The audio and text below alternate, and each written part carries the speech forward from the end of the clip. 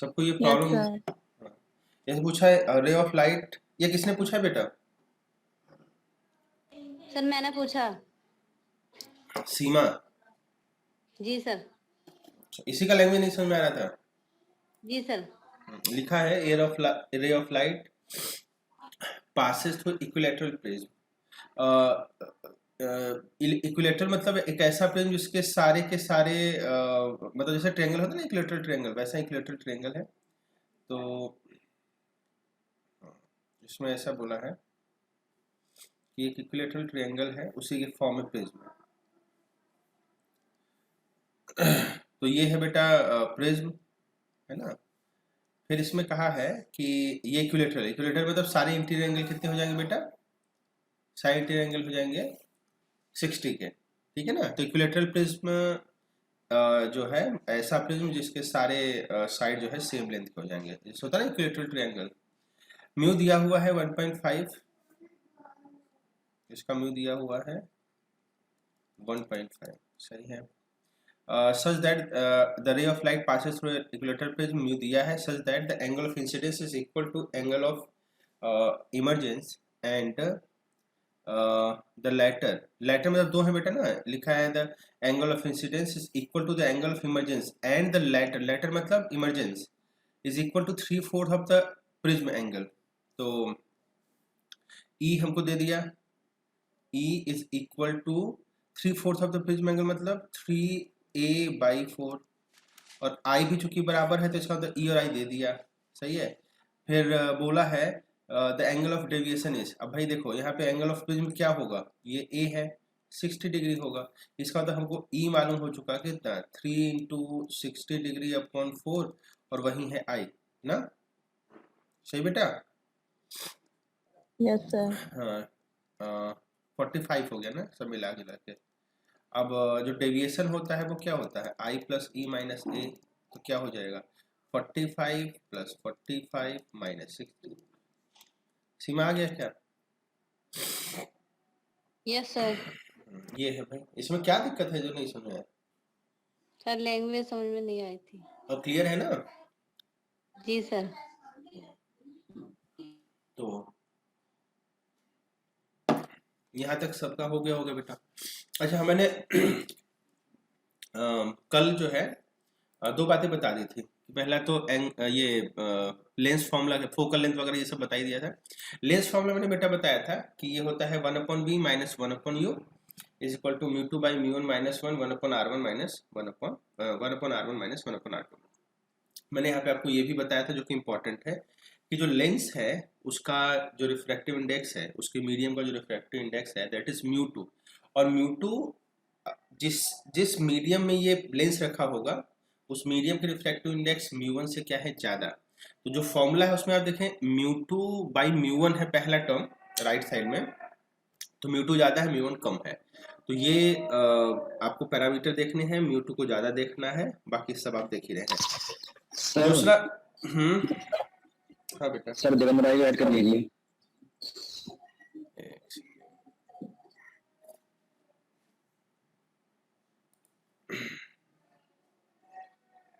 बेटा कोई अच्छा देवेंद्र है, चलो तो बेटा ये देख लिया था, इसको कहा था हमने लेंस फॉर्मूला। उसके बाद हमने ये देख लिया था lens makers formula. Lens makers formula को मैंने बताया था कि लेंस मेकर्स क्यों कहते हैं। ये था 1/f is equal to μ2 by μ1 minus 1 1/r minus 1/r2। अब देखिए बेटा हमने कल के दिन देखा था, बेटा सबको आवाज सही से आ रही है? Yes sir. Yes sir. हाँ हमने लेंस को देखा था, वे लेंस जो होते हैं वो दो टाइप के होते हैं। लेंस जो होते थे वो दो टाइप के होते थे, कौन कौन से? एक तो था कॉन्वेक्स और एक था कॉनकेव। फोकल लेंथ की बात करी थी ना, इसमें फोकल लेंथ जो होता है वो होता है पॉजिटिव, और इसमें जो फोकल लेंथ होता है वो होता है नेगेटिव। अब आप बेटा ये फॉर्मूले से भी देख सकते हैं, जो लेंस मेकर्स फॉर्मूला है ये वाला इस फॉर्मूले से भी देख सकते हैं कि क्या ये पॉजिटिव ही होगा या नेगेटिव भी हो सकता है ना। तो देखते हैं। तो तो इसमें क्या है कि जो हमारा लेंस मेकर्स फॉर्मूला वो मैं एक बार फिर से लिख लेता हूँ। और किस लेंस के लिए लिखता हूँ, तो मैं कॉन्वेक्स लेंस के लिए लिख लेता हूँ। तो ये मैंने बनाया कॉन्वेक्स लेंस। ये है कॉन्वेक्स लेंस, ठीक है, ये कॉन्वेक्स लेंस। इसका रिफ्रैक्टिव इंडेक्स μ2 इधर और ये बाहर बाहर सेम μ1। अच्छा, रेडियस ऑफ कर्वेचर की बात करें तो इसको कहा r1 और इस वाले को कहा r2, ठीक है। अब मान लेते हैं इंसिडेंस जो प्रिज्म सॉरी लेंस पे है वो इधर से है, तो ये है डायरेक्शन ऑफ इंसिडेंस। अब बेटा ध्यान दो कि यहाँ पे अगर मैं r1 और r2 के साइन की बात करूं तो बताइए जरा, r1 पॉजिटिव होगा या नेगेटिव, बताएं बेटा। पॉजिटिव। बहुत सही। पॉजिटिव। और r2 क्या हो जाएगा बेटा, r2 निगेटिव। बहुत सही बेटा। नेगेटिव। ये आपको साइन जो है मालूम होना चाहिए। देख भी रहे हैं, R1 के लिए in the direction of incidence जाना पड़ रहा है और R2 के लिए opposite to the direction of incidence जाना पड़ रहा है, ठीक है। अब मैं इस वैल्यू को जो लेंस मेकर्स फॉर्मूला है उसमें रख के फोकल लेंथ देखता हूँ। देखो बेटा, फोकल लेंथ क्या हो जाएगा, इसी लेंस का, लेंस का कौन सा है बेटा, कॉन्वेक्स लेंस। तो कॉन्वेक्स लेंस के लिए फोकल लेंथ क्या हो जाएगा, ये हो जाएगा μ2 by μ1 minus 1 times of 1/r1 minus 1/r2। बेटा यही वाला फॉर्मूला है 1/r1 माइनस 1/r2। ये दिख रहा है 1/r1 माइनस 1/r2, ये वाला फॉर्मूला मैंने कॉपी कर लिया। अब बेटा वैल्यू को सॉल्व करते हैं। ध्यान दें बेटा, चूंकि मैंने यहाँ पे ये माना है, मैं लेट कर लेता हूँ, लेट जो कंडीशन होती है वो सही है, यानी μ2 इज ग्रेटर देन μ1। अगर ऐसा हुआ बेटा तो जरा सोचो कि μ2 बाई μ1 क्या होगा, एक से बड़ा नहीं। अच्छा, अगर ऐसा हुआ तो Yes, ये, sir. हाँ, ये पहला ब्रैकेट जो है उसमें μ2 बाई μ1 एक से बड़ा, उसमें से एक गया, तो पहला वाला ब्रैकेट जो है वो पॉजिटिव हो जाएगा। सही बेटा। अब दूसरे ब्रैकेट की बात करते हैं, ध्यान से देखें, ये 1/r1, r1 तो पॉजिटिव है तो ये पहला पॉजिटिव टर्म हुआ। 1/r2 नेगेटिव है, इतना इतना इज नेगेटिव ना, लेकिन नेगेटिव के आगे पॉजिटिव लगा है तो इतना क्या हो जाएगा भाई, पॉजिटिव। और पॉजिटिव में अगला टर्म पॉजिटिव अगर ऐड कर दोगे तो आंसर क्या आएगा, पॉजिटिव, ठीक है। अब जरा फोकल लेंथ पे देखो क्या हुआ बेटा, ये 1 फोकल लेंथ हुआ, पहला पॉजिटिव, पहला ब्रैकेट पॉजिटिव और दूसरा bracket positive, plus into plus क्या हो जाता है बेटा, प्लस। अब देखो फोकल लेंथ का इनवर्स पॉजिटिव, तो फोकल लेंथ क्या हो जाएगा, पॉजिटिव। क्लियर है बेटा। तो फोकल लेंथ कॉन्वेक्स लेंस के लिए हमने अभी भी देखा कि पॉजिटिव होता, कल ही देखा था एक्चुअली, तो मैंने आज लिख लिया फिर से। पॉजिटिव होता है तो लेंस मेकर्स फॉर्मूला भी हमको क्या बताता है, पॉजिटिव, लेकिन तब बताता है जब μ2 इज ग्रेटर देन μ1। अब बेटा कहानी में पलटता हूँ, कहानी में क्या करता हूँ कि अब की बार का जो μ2 है, यानी लेंस की मीडियम का रिफ्रैक्टिव इंडेक्स, उसको मैं कम ले लेता हूँ, तो क्या होगा देखें, लेट μ2 और μ1, इसमें मैं μ1 को बड़ा कर ले रहा हूँ। अब देखो बेटा फोकल लेंथ का क्या होगा, ये हो जाएगा μ2 बाई μ1 माइनस 1 1/r1 माइनस 1, ठीक है। अब देखना बेटा, अगर मैंने ऐसा करा इसका मतलब μ2 बाई μ1 लेस देन 1 हो जाएगा, और अगर ऐसा हुआ तो जरा इस टर्म को ध्यान से देखो, μ2 बाई μ1 एक से छोटा होगा, उसमें से अगर एक गया तो क्या हो जाएगा टर्म, नेगेटिव। बताओ सब लोग एग्री हैं इससे। Yes sir. और ये जो दूसरा टर्म है ये तो अभी भी पॉजिटिव है। अब देखो फोकल लेंथ क्या होगा भैया, पहला नेगेटिव ब्रैकेट, दूसरा पॉजिटिव ब्रैकेट, जब मल्टीप्लाई करेंगे नेगेटिव माइनस, मतलब नेगेटिव और पॉजिटिव को, तो ये आंसर क्या आ जाएगा, माइनस। तो आपका फोकल लेंथ क्या आ गया, नेगेटिव। और ये बहुत अजीब सी बात हुई, हमारा लेंस कौन सा था बेटा, कौन सा हमने लेंस लिया था, कॉन्वेक्स, और कॉन्वेक्स लेंस लिया और उसका फोकल लेंथ क्या आ गया, नेगेटिव। इसका मतलब वो लेंस काम कैसा कर रहा होगा, नेगेटिव फोकल लेंथ जैसा। और नेगेटिव फोकल लेंथ होता किसका है, कॉनकेव लेंस का। इसका मतलब देखने में हमारा लेंस कैसा होगा, देखने में हमारा लेंस होगा एकदम कॉन्वेक्स, लेकिन काम कैसा कर रहा होगा, कॉनकेव। यानी इस कंडीशन में जो अभी हम कंडीशन पढ़ रहे हैं, उस कंडीशन में अगर आप देखें तो लेंस होगा ऐसा, इसमें क्या होगा, इसका रिफ्रैक्टिव इंडेक्स μ2 होगा, इधर और इधर वाले का μ1 होगा, और कंडीशन ऐसा है कि भाई यहाँ पे μ1 और μ2 में कौन बड़ा है, μ1। देखने में बेटा कौन सा लेंस लग रहा है, डाइवर्जिंग या कन्वर्जिंग, कन्वर्जिंग। लेकिन काम Convergent. कैसा करेगा, जी काम कैसा करेगा, डाइवर्जिंग का, यानी लाइट रे इससे पास होगी तो ऐसे पास होगी। बेटा इस बात को पकड़ पा रहे हैं? मैं आपको डिफरेंस जो हाँ जो डिफरेंस है क्या वो समझा पाया कि डिफरेंस क्या है? डिफरेंस ये है कि अगर मीडियम का रिफ्रैक्टिव इंडेक्स ज्यादा है, एनवलोपिंग यानी बाहर बाहर वालों का कम है, तो उस केस में जैसा लेंस दिखेगा वैसा काम भी होगा। लेकिन अगर उल्टा हुआ, यानी कि जिस मीडियम का हमारा लेंस बना हुआ है उसका रिफ्रैक्टिव इंडेक्स कम हुआ इन्वेलोपिंग से, तो उस केस में दिखेगा लेंस कुछ और काम करेगा कुछ और। जैसे एग्जांपल के तौर पे अगर अभी के लेंस की बात करें जो मैं अभी बना रहा हूँ, ये कौन सा लेंस है बेटा, कॉनकेव या कॉन्वेक्स? कॉनकेव। कॉनकेव है। अब इसमें कंडीशन ले लेता हूँ, इसमें कंडीशन ये ले लेता हूँ कि भाई म्यू2 मतलब इसी का म्यू2 है, बाहर बाहर म्यू1 है, ठीक है। तो म्यू2 इज लेस देन म्यू1 ना, देखो वॉलेट कर रहा है। बेटा लेंस देखने में कैसा लग रहा है, कन्वर्जिंग या डाइवर्जिंग? देखने में तो यही लग रहा है कि डाइवर्जिंग होगा, लेकिन चूंकि कंडीशन को हमने पलट दिया तो ये डाइवर्जिंग की बजाय क्या हो जाएगा, कन्वर्जिंग। बात समझ पाए बेटा? तो मीडियम का रिफ्रैक्टिव इंडेक्स नहीं बदलना चाहिए। मीडियम का रिफ्रैक्टिव इंडेक्स एनवलोपिंग यानी जिसमें वो रखा गया है उससे हमेशा क्या होना चाहिए, ज्यादा होना चाहिए। तो मैं यहाँ पे लिख लेता हूँ for proper working of lens. यहाँ से जो हमने सीखा उसका कंक्लूजन लिख लेते हैं कि for proper working of lens. Proper working में तो ऐसा नहीं कि अगर चेंज हो जाए तो वर्किंग नहीं करेगा, वर्किंग उल्टा करेगा। तो हमको जैसा दिख रहा है वैसा वर्किंग भी हो, उसके लिए बात कर रहे हैं। For proper working of lens mu two should be greater than mu one. if mu two is less than mu one then working of lens gets reversed। बताओ बेटा ये समझ गए सब लोग? बताओ बेटा ये लोग सब लोग समझ गए? Yes sir.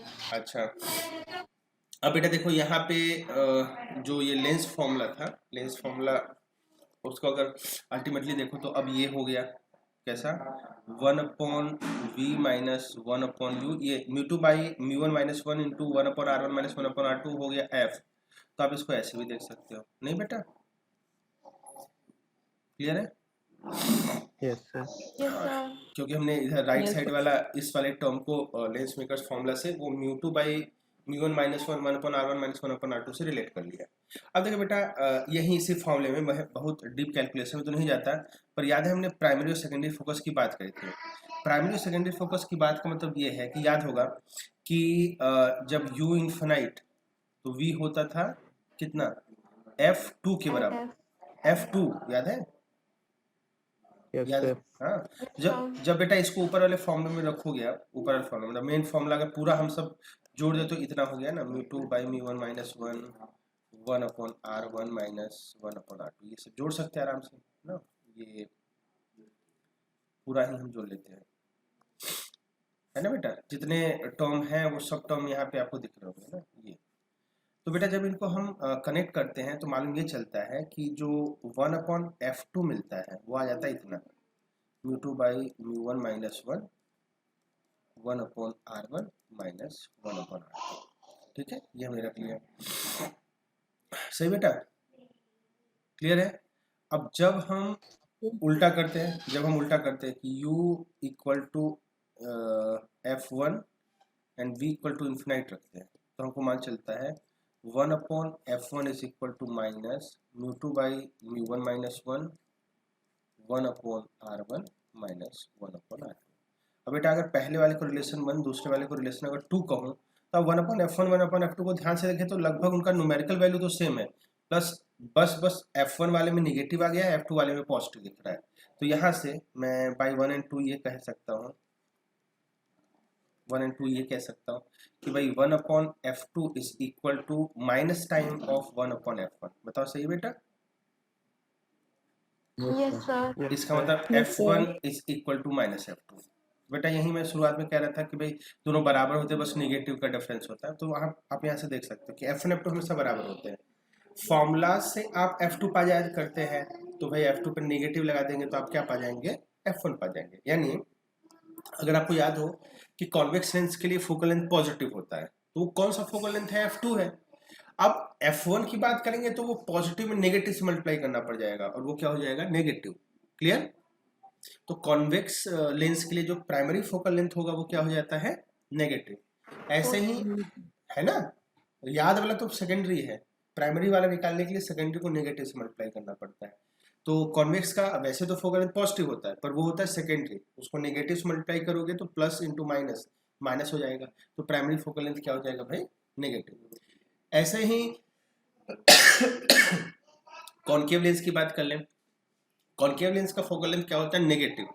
अच्छा प्राइमरी क्या होगा, तो नेगेटिव से मल्टीप्लाई कर दो पॉजिटिव हो जाएगा, तो primary focal length concave lens के लिए क्या हो जाता है, पॉजिटिव हो जाता है। क्लियर है?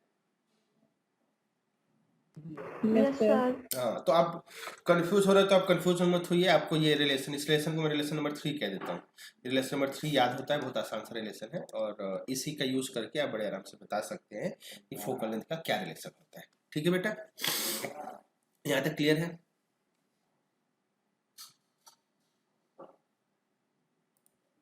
अब हाँ, अब हम बात कर लेते हैं थोड़ा सा मैग्निफिकेशन को लेके। एक फॉर्मूला याद कर लेंगे, छोटा सा फॉर्मूला है। जो मैग्निफिकेशन होगा,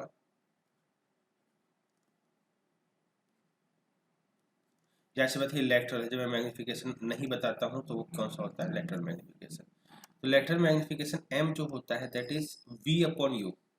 एकदम आसान सा फॉर्मूला याद है बेटा, हम जब मिरर पढ़ रहे थे तो वहां पे मैग्निफिकेशन एकदम ऐसा ही था, बस वहां पे एक डिफरेंस था, वहां पे जो m था that was minus v upon u। Minus. हाँ, यहाँ पे माइनस गायब है, यहाँ पे माइनस गायब है। हर एक फॉर्मूले को प्रॉपर साइन कन्वेंशन के साथ यूज करते हैं, तो यहाँ पे भी यूज करेंगे, कोई उसमें डिफरेंस नहीं होगा। तो मैग्निफिकेशन क्या हो जाएगा, v upon u। Negative sign, ऐसा नहीं कि मैं भूल गया, निगेटिव साइन नहीं होता, ठीक है। तो ये हो जाएगा बेटा लेटरल मैग्निफिकेशन। और बचा क्या उसके बाद, ये हो गया, ये हो गया। अब हम कॉम्बिनेशन चाहे तो पढ़ सकते हैं, पढ़ ही लेते हैं कॉम्बिनेशन, उसके बाद फिर हम क्वेश्चन वगैरह करेंगे। अच्छा यहाँ पे बेटा एक बात और बताने वाली है या बताने लायक है, और वो ये हो सकती है कि याद है हमने जब जो है स्फेरिकल मिरर पढ़ा था, तो वहां पे मैंने आपको दो मतलब कुछ लाइनें याद करवाई थी कि भाई जो प्रॉपर्टीज ऑफ इमेज होता है वो यहाँ पे याद कर लो कि कौन सा होता है, कैसा होता है। याद है बेटा, मैंने बताया था जब रीजन 1 में हो तो रीजन 2 में बनता है, जब 3 में हो तो 4 में बनता है, रियल वर्चुअल कैसा बनता है, ये सब बताया था ना। Yes, sir. तो बेटा इसको भी देख लो, और इसको देखने का मतलब ये है कि अगर आपको याद है कि मिरर में आपने देखा था, मिरर में हमने कॉन्केव पे ज्यादा फोकस करा था, कॉन्केव मिरर को ज्यादा पढ़ते थे, कॉन्वेक्स को कम पढ़ते थे। अब यहाँ पे मामला उल्टा हो जाएगा, अब यहाँ पे हम कॉन्वेक्स लेंस को ज्यादा पढ़ेंगे, कॉन्केव जो लेंस होगा उसको कम पढ़ेंगे। और अच्छी बात यह है कि वो जो प्रॉपर्टी होती है सेम यहाँ पे फॉलो होती है, किसमें, जो वहां का कॉन्केव मिरर वाला कॉन्सेप्ट है वो यहाँ पे कॉन्वेक्स मिरर में जो है रिप्लीकेट होता है, यानी एकदम वहां वाला कॉन्सेप्ट लगभग यहाँ जैसा आ जाता है। जैसे हम यहाँ पे वहां पे पढ़ रहे थे कॉन्केव मिरर,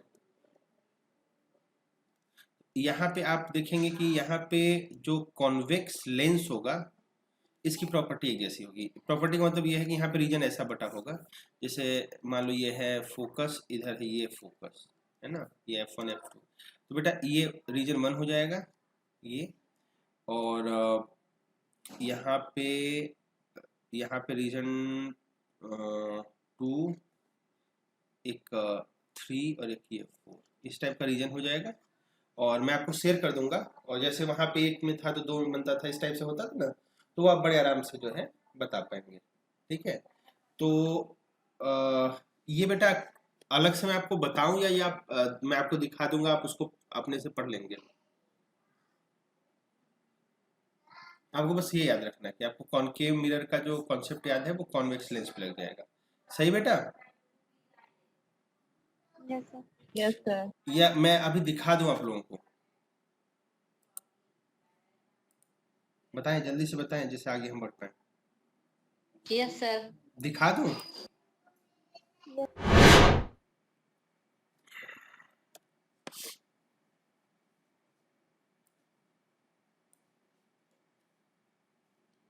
बेटा सबको दिख रहा है? यस सर, दिखाई दे रही है।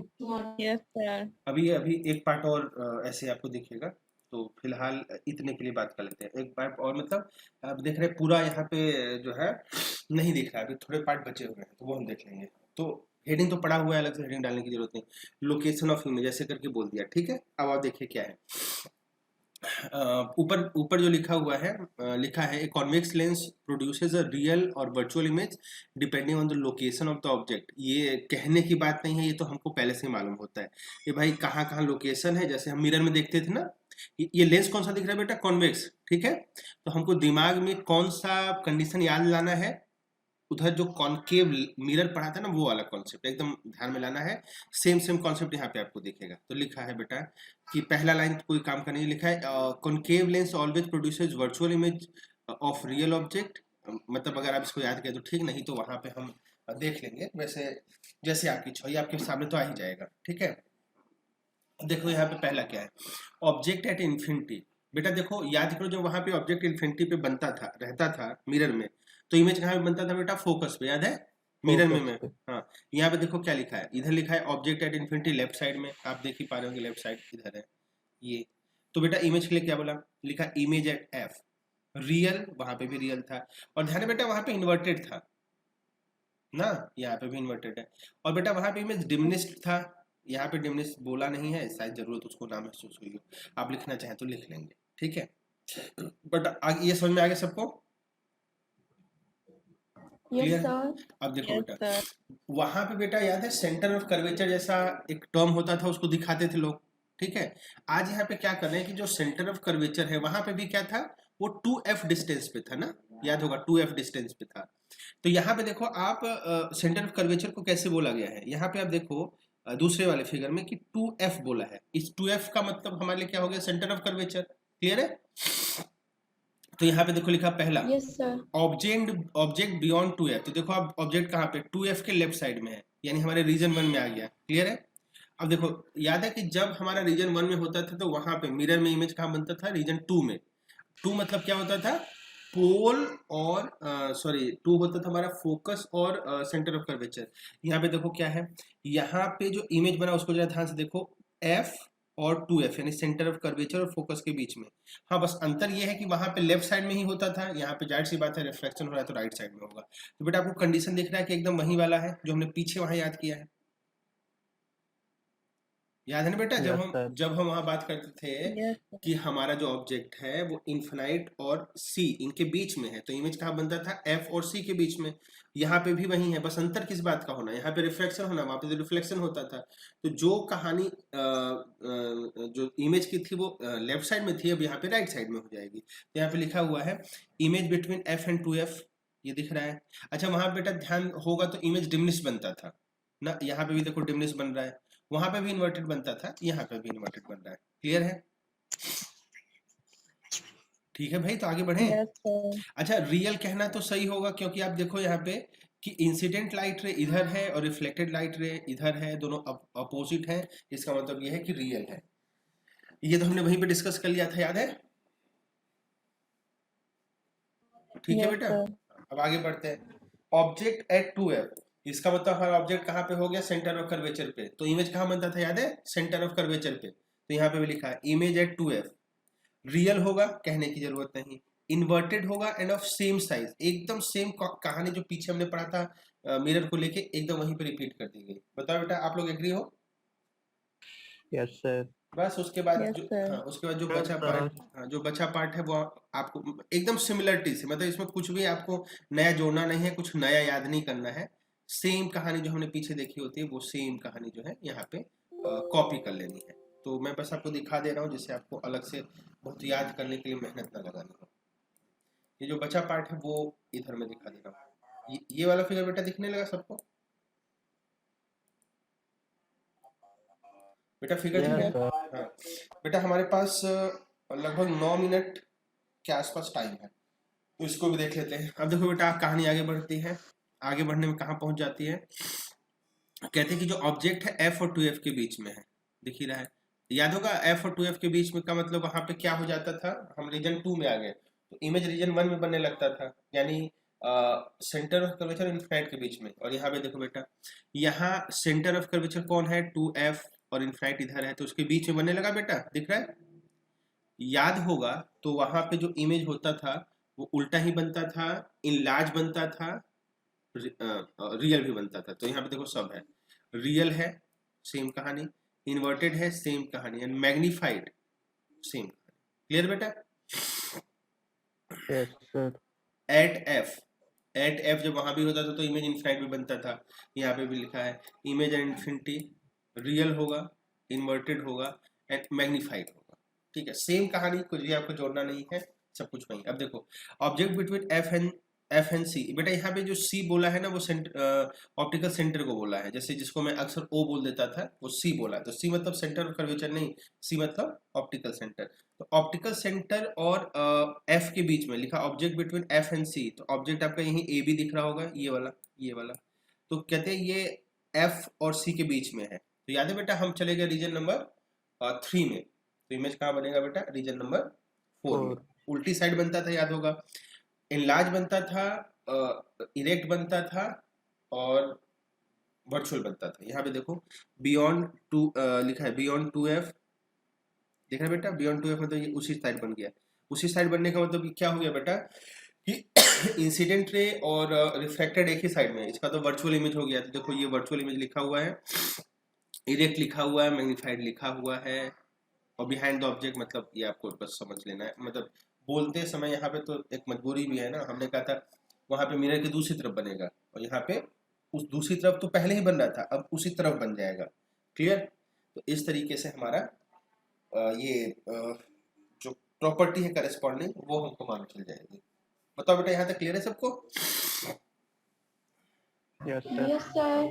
तो रियल वर्चुअल वगैरह जब बोले ना, तो दिमाग में जब हमको जैसे याद करना होता है ना, दिमाग में अगर दो बातें याद हो जाए, तो सोचो जैसे अगर पॉइंट की बात करें तो 3 पॉइंट एक वाले में, 3 पॉइंट नहीं तो टोटल 6 पॉइंट है। 6 पॉइंट में अलग अलग चीज़ है कि इमेज कहाँ पे बनेगा, छोटा बनेगा, बड़ा बनेगा, कई सारी इन्फॉर्मेशन। तो 6 पॉइंट है, और 6 में इन्फॉर्मेशन के नाम पे देखो तो एक में कम से कम 3 इन्फॉर्मेशन है, तो 6 इंटू 3 18 इन्फॉर्मेशन हुआ। 18 यहाँ और पीछे भी 18 प्लस ये तो हम एक लेंस और मिरर को देख रहे हैं, दूसरा लेंस भी मिरर होगा, तो मिला जुला के कितना सारा होगा, 36 इंटू 2 हो गया ना, 70 2 72। तो 72 कंडीशन नहीं याद किया जा सकता, तो हम जितना सिमिलरिटी देख ले उतना ही अच्छा है। और बहुत ज़्यादा इस पर वो नहीं करेंगे कि हम इसी को लेके बैठे हुए हैं और याद कर रहे हैं कि ये नहीं होगा तो कुछ नहीं होगा, ऐसा भी नहीं है। कुछ एक आध पॉइंट याद हो जाएगा तो बस याद है, और लगभग क्वेश्चन हो जाएंगे, मतलब ऐसा कम ही फंसेगा, मतलब जो नीट का एग्जाम है कि उसमें आपको ये भूल गया है और आप याद करें कि अगर याद होता तो अच्छा होता, ऐसा नहीं। बस सेंटर ऑफ कर्वेचर का इमेज जो होता है वो सेंटर ऑफ कर्वेचर पे ही बनता है, ये याद है, काम चल जाता है। ठीक है बेटा, यहाँ तक क्लियर है? तो अब बेटा हमारे पास टाइम बचा है 6 मिनट 12 सेकेंड, तो यहाँ पे तो हम कुछ पढ़ नहीं पाएंगे। तो ऐसा करते बेटा, फिर से हम रिकनेक्ट हो जाते हैं, और रिकनेक्ट होके आगे के पार्ट को पढ़ लेते हैं। ठीक है, ये क्वेश्चन बेटा दिखने लगा सबको? Yes, sir. हाँ, तो अब इसको पढ़ लो और सॉल्व कर लो, देखो सॉल्व हो जाता है, बड़ा आसान सा है, सिंपल सा फॉर्मूला रखना है, सॉल्व। ये हो जाएगा। Find the focal length of the lens show in the figure. देखो आर आपको दिया हुआ है, क्या लिखा है, रेडियस और कर्वेचर दोनों को दिया है 10 सेंटीमीटर। अच्छा, ये अगर मैं पूछूं कि इस लेंस का नाम क्या होना चाहिए तो क्या बताएंगे आप लोग? बाई कॉन्वेक्स, इक्वी कॉन्वेक्स, कौन सा lens? Biconvex. Biconvex है? नहीं sorry, equiconvex sir, R1 R2 इक्वी है भाई, दोनों सेम है ना, तो इक्वी जुड़ जाएगा, इक्वी कॉन्वेक्स है ना। अच्छा, तो बाकी सब कुछ दिया हुआ है। म्यू देखिए, mu that is refractive index of the medium of the lens, वो आपको बड़ा दिख रहा है ना बेटा, बड़ा मतलब एयर से ज्यादा है। तो होल्ड करेगा हमारा लेंस मेकर्स फॉर्मूला, तो लेंस मेकर्स फॉर्मूला लिख लेंगे 1/f will be equal to μ2 by μ1 minus 1 1/r1 minus 1/r2। सही है। तो μ2 यहाँ पे क्या है बेटा 3/2 3/2 μ1 1 है तो इतना ही रहा 1/r1 r1 जो है कितना हो जाएगा बेटा 1/10 प्लस 10 हो जाएगा ना, दिख रहा है बेटा r1 Yes, पॉजिटिव sir. और दूसरा वाला r2 नेगेटिव हो जाएगा तो माइनस माइनस प्लस हो जाएगा 1/10, तो 3/2 माइनस 1 हो जाएगा 1/2, तो 1/10 क्या हो जाएगा 1/5 नहीं बेटा, तो 1/10 Yes, sir. हाँ 1/10 आ जाएगा, तो Yes, sir. फोकल लेंथ क्या हो गया बेटा 10 सेंटीमीटर। 10 seconds. सही है। तो इस टाइप का नॉर्मल सा क्वेश्चन, अब ये एकदम मतलब उस टाइप का हो गया, नीट स्पेसिफिक टाइप का क्वेश्चन हो गया ना। आगे क्वेश्चन करते हैं, आगे क्वेश्चन के ये आपके लिए है, आप कर लीजिएगा, मुझको नहीं लगता है कि इसके ऊपर हमको डिस्कशन करना चाहिए। एक क्वेश्चन है ये आगे बेटा, क्या ये वाला कर लेंगे? Yes sir. इस लेंस का नाम क्या होगा? Sir, EQ convex, वो concave. It's convex, concave. हाँ। कॉनकेव। हाँ सही है, ये है इक्विकॉन्केव। चलिए आर है आप लोगों को, ये इक्विकॉन्केव है। अच्छा इसमें R1 कितना होगा विथ प्रॉपर साइन बताना है। Plus 10. कितना होगा बेटा? minus 10. -10, बहुत सही, ये होगा -10 सेंटीमीटर। और R2 कितना होगा? Plus 10. +10. +10 सेंटीमीटर। μ2 कितना होगा? 3/2 और μ1 कितना 3/2, होगा? yes. 1। सही है ना? Sir. बाकी फॉर्मूला लग जाएगा। क्लियर है? Yes, Yes, sir. sir. हाँ तो अब ये सॉल्व कर लीजिएगा। अगले क्वेश्चन की अगर हम बात करें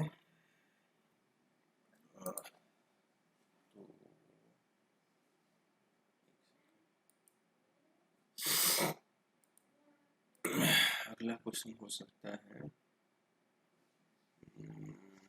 5 दूनी 10 -10 आ गया। 10 आ गया। -10। ये बोला है, एक और क्वेश्चन देख लो बेटा, ये वाला ये लेंस के क्वेश्चन थोड़े ज्यादा आते हैं, तो लेंस में हर टाइप का जो प्रैक्टिस, देखो लेंस मेकर्स फॉर्मूला हमेशा होल्ड नहीं करता, उसके लिए कंडीशन है। कंडीशन क्या है कि उसके आइदर साइड में सेम मीडियम हो ना, सेम मीडियम हो और बाकी वो कम हो जिस मीडियम का या जिस मटेरियल का लेंस बना है तो वो रहेगा ना। तो एक अगला क्वेश्चन देखो बेटा, ये है a glass or glycerine convex lens of refractive index of 3/2 got a focal length equal to 50 centimeter. Find the focal length of the lens if it is immersed in ethyl alcohol of refractive index of 1.36. ठीक है। 3/2 का refractive 3/2 को अगर हम देखें तो कितना हो जाता है बेटा 1.5, तो जहां पे रखा गया है that is more than the refractive index of medium of the lens. ग्लासेन का। अब इस क्वेश्चन को कैसे करें जरा देखें, क्वेश्चन सबको समझ में आ गया?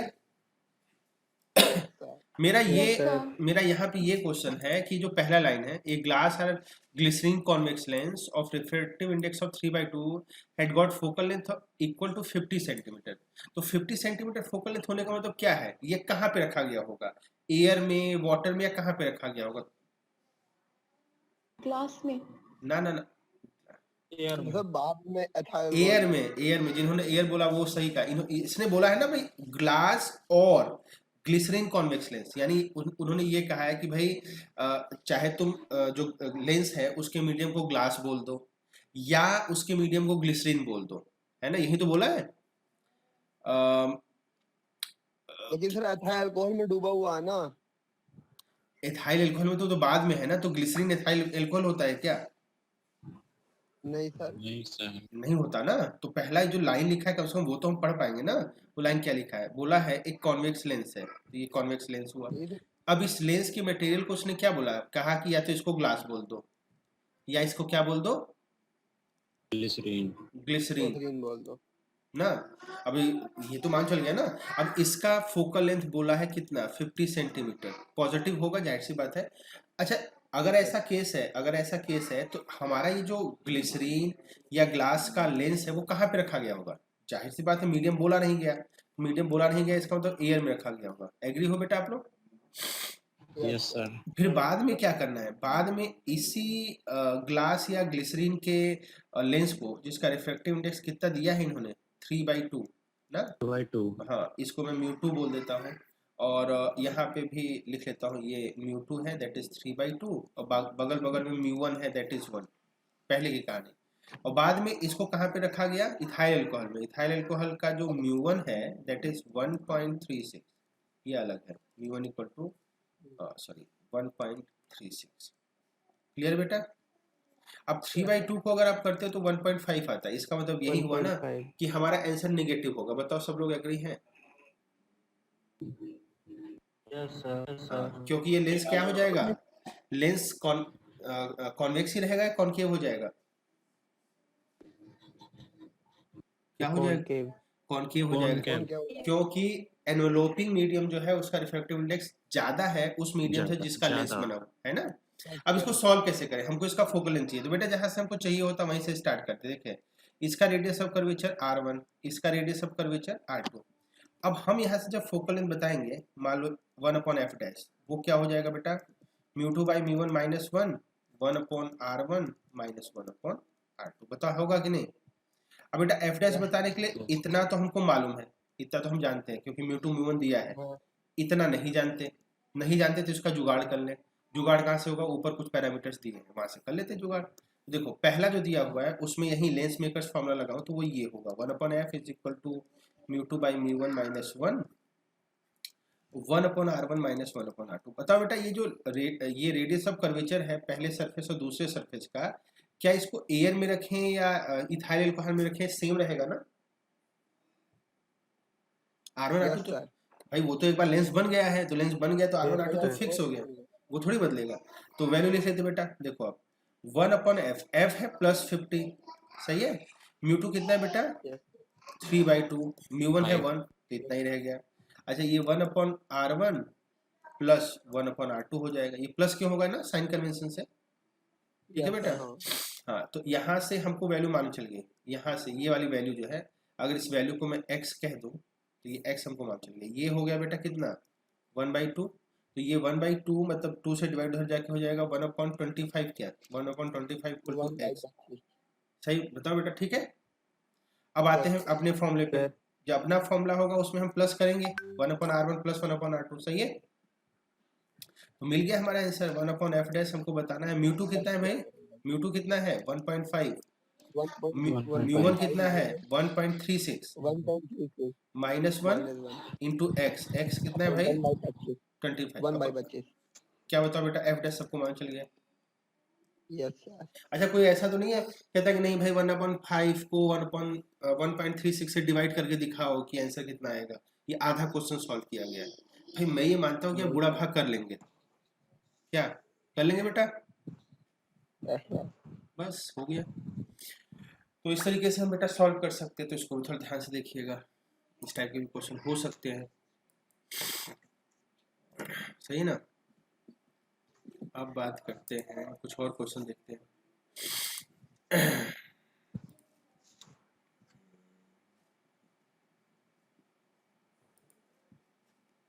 और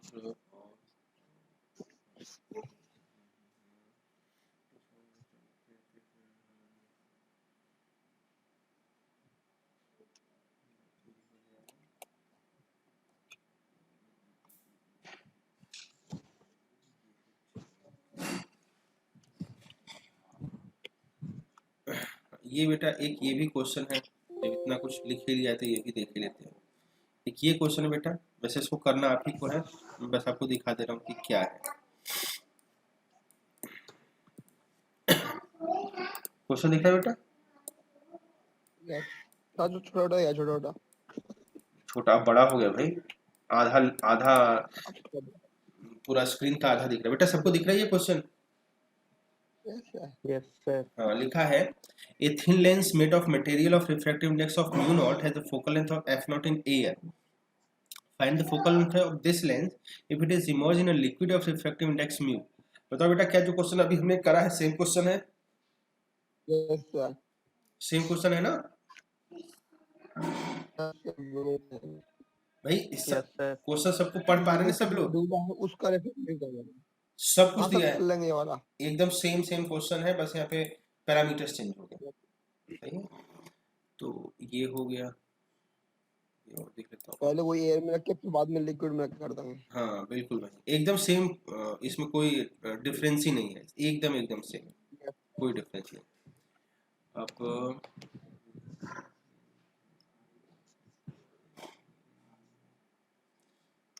इमेज फॉर्मेशन का भी क्वेश्चन नहीं कराया। Image formation,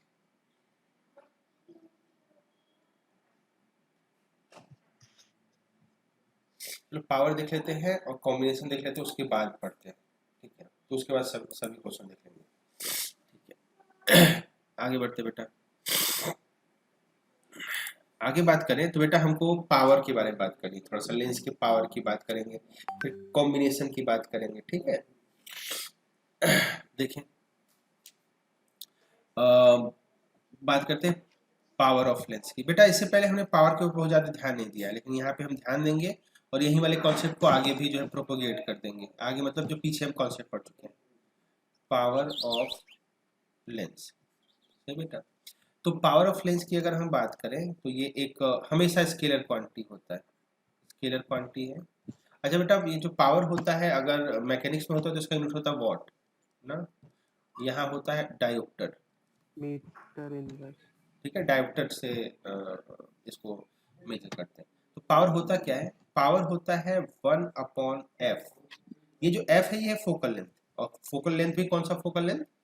secondary focal length. पर ध्यान देना है कि फोकल लेंथ को जब आप मेजर करो तो वो हो सकता है मिलीमीटर में हो सकता है सेंटीमीटर में हो, लेकिन यहाँ पे कंपल्सन है, आपको फोकल लेंथ किस में लिखना है बेटा? आपको फोकल लेंथ लिखना है मीटर में ना, एसआई सिस्टम को फॉलो हमेशा करना है, ठीक? तो ये हो जाएगा बेटा आपका पावर। अच्छा, ये जो पावर मैंने अभी भी बताया है, ऐसा नहीं कि ये पावर केवल लेंस के लिए है, कहीं पे भी आप हो, कहीं पे भी किसी भी टॉपिक में आपको पावर मतलब हमेशा ही 1/f होगा। जैसे हम लेंस की बात, मिरर की बात करें, मान लो हमको मिरर का पावर चाहिए तो हम लिखेंगे 1/f ऑफ मिरर, और ये भी होगा जाहिर सी बात है मीटर में ना। यहाँ pm है power of mirror, power of mirror, और fm क्या है? ये है फोकल लेंथ ऑफ मिरर। सही बेटा, क्लियर है? तो पावर मतलब वही कॉन्सेप्ट हर जगह, 1/f, और जितना ज्यादा f होगा उतना ही कम पावर होगा, ठीक बेटा? मैंने याद होगा सबसे पहले जब शुरुआत करी थी तो मैंने आपको पावर का कॉन्सेप्ट एकदम शुरू में बताया था कि पावर मतलब क्या होता है भाई, जितना ज्यादा आप पावरफुल होता है ज्यादा लाइट रे को मोड़ेंगे, और जितना ज्यादा मोड़ेंगे उतना ही फोकल लेंथ जो है वो कम होगा। जाहिर सी बात है, फोकल लेंथ तो पावर में कैसा रिलेशन होगा? फोकल लेंथ कम तो पावर ज्यादा, इनवर्स का रिलेशन होगा। क्लियर है? बताओ हाँ है ना? सही है भाई? Yes sir. अब देखना जरा, पावर, मैग्निफिकेशन, इन सब का कॉन्सेप्ट जो है, इससे पहले मैंने आपको मैग्निफिकेशन बताया था, और किसका बताया था? मैग्निफिकेशन, अच्छा इसमें मैग्निफिकेशन नहीं बताया था। आज थोड़ा सा सारे कॉन्सेप्ट और जो है देख लेते हैं। अगर हमको बात करनी है कि हमारे पास बहुत सारे ऑप्टिकल एलिमेंट हैं, अभी चूंकि लेंस की ही बात करें तो मैं लेंस ही बोल दे रहा हूँ। मान लो मुझको रास्ते में बहुत सारे लेंस मिले, ये एक ही जैसे जरूरी नहीं है, ये कुछ लेंस है जो हमको रास्ते में मिले, ठीक है? पहला लेंस, दूसरा लेंस, तीसरा लेंस, चौथा लेंस। बेटा 4 लेंस आपको दिख रहे हैं। अब लाइट जाएगा ऐसे, लाइट ऐसे गया, ठीक है? तो बेटा चारों का यूज हुआ, चारों लेंसेज का यूज किया लाइट ने, ठीक है? मान लेते हैं कि जो पहला लेंस है इसका पावर है P1, दूसरा लेंस P2, तीसरा लेंस P3, चौथा लेंस P4, सबका पावर है। अब हमको P टोटल क्या मिलेगा? P total sum of all, मतलब हाँ, ये net power, net power of combination. P1 बराबर B plus P1 plus P2 plus P3। हाँ, तो बेटा यहाँ पे चूंकि पावर कैसी क्वांटिटी, स्केलर या वेक्टर? स्केलर। स्केलर। तो सभी लोग जुड़ते जाते हैं, हमको टोटल बता रहे हैं तो भाई जितने लोग हैं सबको जोड़ दो, P1 plus P2 plus P3 plus P4, है ना। तो पावर बेटा क्या होता है, जुड़ता जाता है। क्लियर है, क्लियर है। Yes sir. ये पावर जोड़ दिया हमने। अच्छा, मैग्निफिकेशन भी लगे हाथ, बात कर लेते हैं। मान लो पहले का मैग्निफिकेशन, वैसे बात कर रखा है, इसमें कुछ नया मैं नहीं बताऊंगा। मान लो पहले का मैग्निफिकेशन M1, दूसरे का M2, तीसरे का M3, चौथे का M4। तो यहाँ पे नेट मैग्निफिकेशन की अगर बात करनी हो, लिखा नेट मैग्निफिकेशन प्रोड्यूस्ड। किसी को याद है बेटा क्या हो जाएगा, बताया था। M टोटल मैग्निफिकेशन का मल्टीप्लिकेशन हो जाता है, याद है। Yes sir.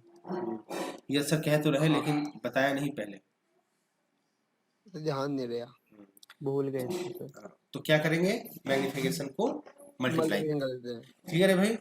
अब सोचो, जब ध्यान से इस बात को समझना कि अगर हमसे बोला जाए कि भाई ये जो चार लेंस है, ये जो चार लेंस है, इन चारों लेंसेस को हटा के एक लेंस अगर लगाएं, जरा कॉन्सेप्ट समझना। जो बेटा P है, P that is the power of lens, वो एक लेंस का एक पावर होता है। अब सोचो अगर हम चार लेंस के लिए टोटल पावर बताएं तो हमको P टोटल एक पावर मिलेगा ना। ये P टोटल एक पावर मतलब एक लेंस उसके जगह पे रख सकते हैं। तो ये जो आप चार लेंस देख रहे हैं ना, उनका कॉम्बिनेशन, इन चार लेंस को आप एक लेंस में कन्वर्ट कर सकते हैं पावर के थ्रू।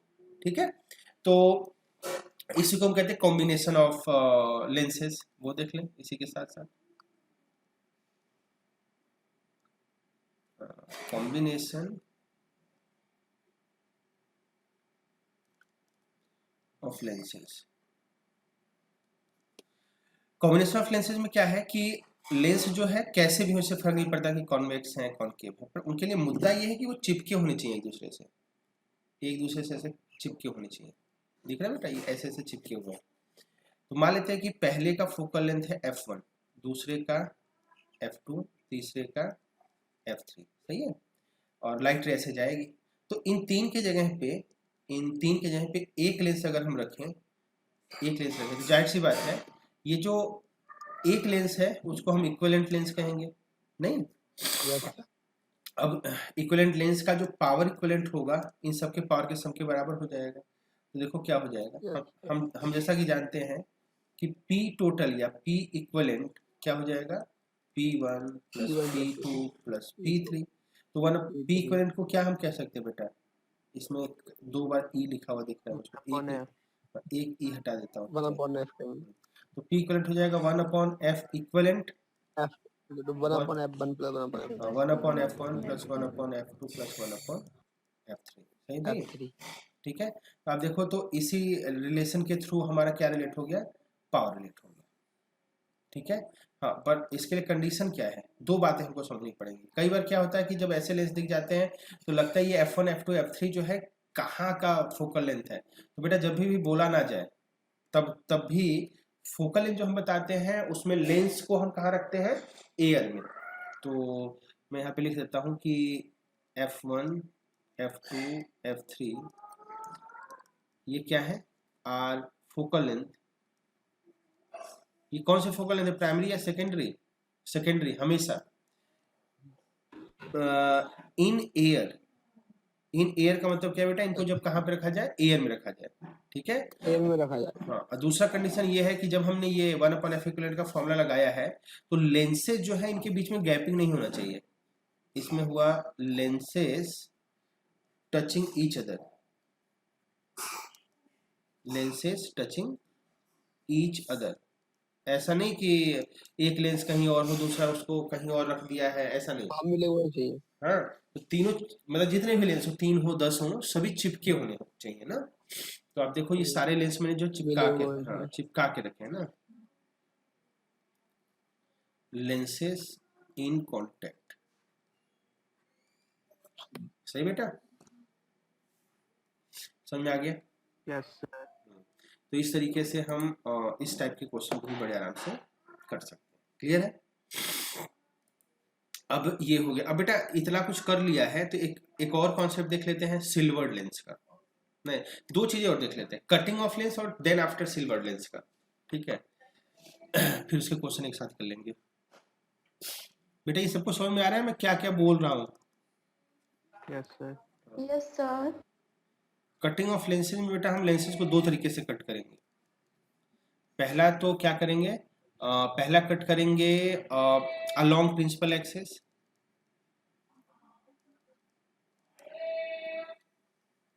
अलोंग प्रिंसिपल एक्सिस, और दूसरा करेंगे परपेंडिकुलर इसके, perpendicular to principal axis, principal axis. देखते बेटा इसमें क्या होगा। देखिए बेटा, मान लो मेरे पास एक लेंस है, ये है लेंस, ठीक है। अब जरूरी नहीं कि ऐसा ही लेंस लो, आप सोच रहे हो कि बार बार मैं ऐसा लेंस बना रहा हूँ तो ऐसा ही लेंस ले सकते हैं, ऐसा नहीं, आप जैसा भी लेंस ले लो, चाहे ये ले लो चाहे कॉनकेव लेंस ले लो, कोई फर्क नहीं पड़ता। तो ये बेटा तुम्हारे सामने जो डॉट लाइन है वो कौन सा जो है लाइन है, प्रिंसिपल एक्सिस वाला लाइन। अब बेटा मैं इसको कट करता हूँ तो देखो कैसे कट कर सकता हूँ। मैंने लेंस लिया और यहाँ से कट कर दिया, ऐसा कटिंग कर दिया, एक तरीका ये हो सकता है। ऐसा जब कटिंग करूंगा तो बेटा जो मेरा लेंस बनेगा वो ऐसे दो पार्ट हो जाएंगे लेंस के, एक ऊपर वाला पार्ट ऐसा और एक नीचे वाला पार्ट ऐसा। बताओ सही बेटा? Yes sir. Yes, Yes, sir. sir. हाँ, इसको क्या कहेंगे बेटा? इसको कहेंगे हम अलोंग द प्रिंसिपल एक्सिस, ये इसका एग्जाम्पल हो जाएगा, सही है। और हम ऐसे भी कर सकते हैं, ऐसे कट कर दे या इसको ऐसे cut,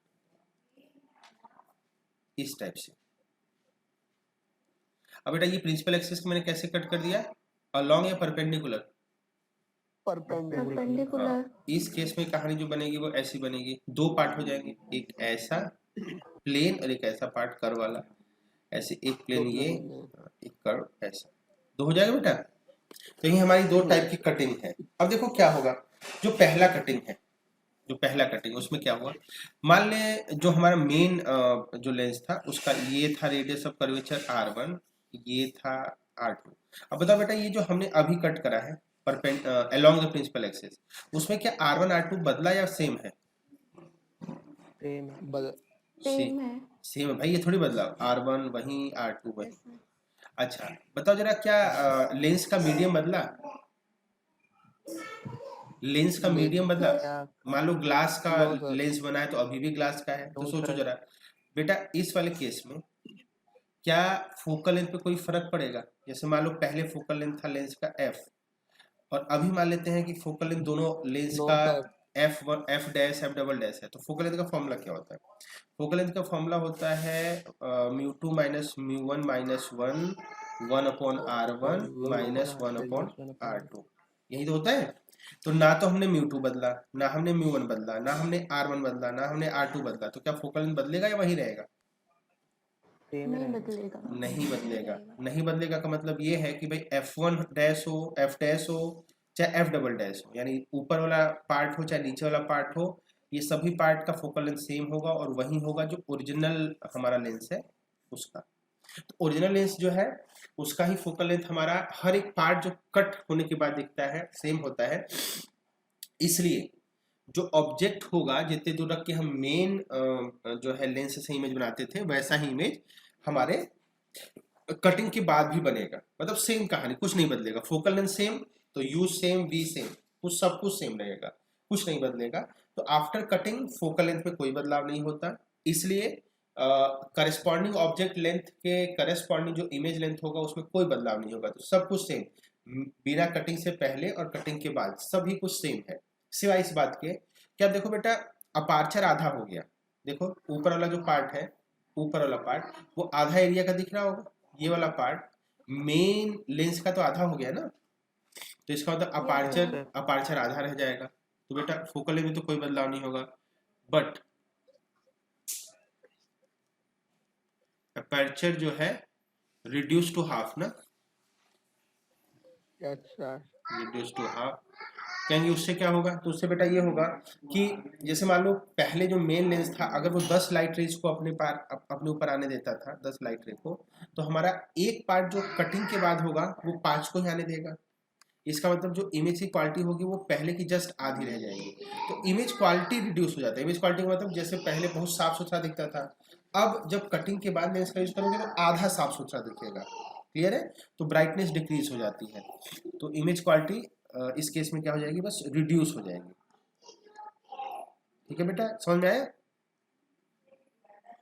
reduced image quality. Yes, sir. तो फोकल लेंथ पे कोई फर्क नहीं पड़ेगा, बस इमेज क्वालिटी क्या हो जाएगी, रिड्यूस हो जाएगी। यहाँ पे किसी को बेटा कोई दिक्कत? नहीं सर। अब बात करते हैं कि तब क्या होगा जब हम प्रिंसिपल एक्सिस के नोट परपेंडिकुलर, आर हाँ प्रिंसिपल एक्सिस के परपेंडिकुलर जो कट किया था उसको अलग से पढ़ लेते हैं। तो ये बेटा हमने ये देख लिया था कि इसको हमने जब परपेंडिकुलर कट किया तो इसके दो पार्ट हो गए, एक पार्ट ये और एक पार्ट ये। अब देखना बेटा कि मैं जानबूझ के यहाँ पे जानबूझ के इसको मैं इक्वी कॉन्वेक्स लेंस लेता हूँ, इसको आर, इसको आर। ठीक है, तो इससे क्या दिखेगा बेटा, इसका दिखेगा आर और ये दिखेगा दूसरा वाला प्लेन, इसमें दिखेगा ये आर और पहला वाला प्लेन दिखेगा। सही है? तो बेटा देखो दोनों का फोकल लेंथ बाद में सेम होगा। देखो कैसे मैंने कहा भाई, देखो फोकल लेंथ किस पे डिपेंड करता है, फोकल लेंथ डिपेंड करता है रेडियस ऑफ कर्वेचर पे और मीडियम के रिफ्रैक्टिव इंडेक्स पे। तो बेटा कटरे के बाद जो दोनों लेंस दिख रहे हैं उनका रेडियस ऑफ कर्वेचर एक तो है आर दोनों का सेम, और एक है इन्फिनाइट दोनों का सेम, मीडियम दोनों का सेम है क्योंकि एक ही लेंस को काट के बनाए गए हैं, इनका फोकल लेंथ क्या हो जाएगा, सेम। क्लियर है? क्लियर है भाई? इसलिए मैंने दोनों का एफ डैश कहा। सही है? अब सोचो क्या Yes, होगा, sir. यस अब सोचो क्या होगा अगर ओरिजिनल वाले का फोकल लेंथ एफ है और अगर ऐसा है तो देखो मैं यही तो कर सकता हूँ कि जो कटिंग के बाद दोनों लेंस है अगर उनको जोड़ दूं तो हमको ओरिजिनल लेंस मिल जाएगा। बताओ, अगर ये जो लेंस दोनों मैंने बनाया है, जैसे पहला वाला लेंस ये है, उससे लाके दूसरा वाला लेंस जब जोड़ूंगा तो पूरा मेन लेंस बन जाएगा ना। तो मैं यही तो बोल सकता हूँ कि भाई ये जो दोनों कटिंग के बाद के लेंस हैं, दोनों कटिंग के बाद का मतलब ये वाला और ये वाला जब मिलेंगे तो ये वाला बना देंगे। तो यानी दूसरा वाला जो है जो मेन है यानी ये वाला, इन दोनों का इक्विवेलेंट बोला जाएगा ना। तो इक्विवेलेंट का कॉन्सेप्ट लगा देते हैं भाई, इनको हम पास करेंगे तभी तो इक्विवेलेंट बनेगा। तो देखो 1/f dash plus 1/f dash, equivalent कौन होगा बेटा, 1/f। बताओ सही है? और इनको जोड़ देते हैं Yes, तो sir. 2/f dash is equal to 1/f। तो यहाँ पे क्या हो जाएगा, f डैश जो होगा वो कितना हो जाएगा बेटा, 2f के बराबर। इसका मतलब ये हुआ भाई कि जो फोकल लेंथ है वही चेंज हो जाएगा और कितना हो जाएगा, पहले की फोकल लेंथ का दुगना हो जाएगा। क्लियर है? इसका मतलब अगर पहला जो मेन लेंस है या ओरिजिनल लेंस है अगर उसने किसी ऑब्जेक्ट u के करस्पॉन्डिंग v निकाला तो भाई उस फॉर्मूले में f आएगा। लेकिन अगर मैं इन दोनों में से किसी एक को ले लूंगा तो इसके फॉर्मूले में f डैश आएगा जो कि पहले का दुगना होगा, यानी इमेज का पोजीशन बदल जाएगा। क्लियर है? यस अच्छा अपार्चर बेटा बदला नहीं, बदला। पहले का जो अपार्चर है वही अपार्चर हमारे दोनों का है, इसलिए अपार्चर नहीं बदला तो इमेज क्वालिटी सेम रहेगी। तो यहाँ पे मैं लिख देता हूँ image quality remain same. aperture does not reduce. Remain same because aperture is same.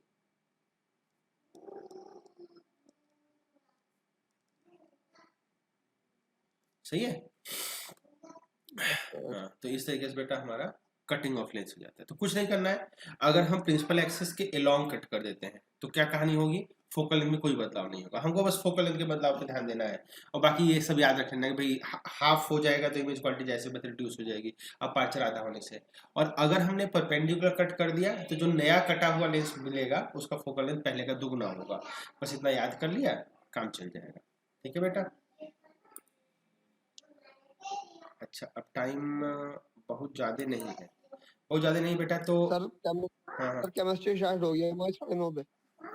9:30 पे होगी नहीं तो मेरा वाला टाइम खत्म हो गया ना। आगे बेटा हम क्या देखेंगे, मतलब आगे मतलब कल ही देखेंगे। मैं आपको कल दिखाऊंगा, नहीं कटिंग तो हो गया। सिल्वर लेंस नहीं दिखा है ना, तो सिल्वर लेंस देखेंगे कल। अगर हम थोड़ा सा पढ़ लेंगे तो अच्छा रहेगा। उसके बाद डिस्प्लेसमेंट मेथड देखेंगे जो रह गया है, डिस्प्लेसमेंट मेथड। और क्या बचा होगा? हाँ, अब बचा होगा न्यूटन्स फॉर्मूला। न्यूटन्स फॉर्मूला, ये सब छोटे छोटे टॉपिक है, इनके ऊपर न्यूमेरिकल प्रॉब्लम और हमारा टॉपिक फिनिश। ठीक है बेटा। तो उसके बाद बेटा ये हम देख के हमारा ये टॉपिक फिनिश हो जाएगा और फिर क्या बच जाएगा बेटा हमारा? उसके बाद बच जाएगा इंस्ट्रूमेंट, और उसके बाद क्या बच जाएगा? Wave optics. वेव ऑप्टिक्स बेटा जल्दी खत्म होगा, उसमें बहुत कुछ ना ताम झाम नहीं करना है। ठीक है भाई। तो आज के लिए बेटा इतना ही, फिर मिलते हैं कल, तो आगे के टॉपिक को डिस्कस करते हैं। ठीक है बेटा। सर कल वाला पीडीएफ डाल दीजिए। कल वाला पीडीएफ भेज दिया है, कल वाला भेज दिया, आज वाला भेजना बाकी है। और यूट्यूब पे वीडियो डाल दूंगा बेटा एक एक करके। आज मैं 14 शायद डाल दूंगा, अच्छे से 14 और 18 डाल दूंगा, और फिर 20 का डाल दूंगा। ठीक है बेटा। Okay okay sir.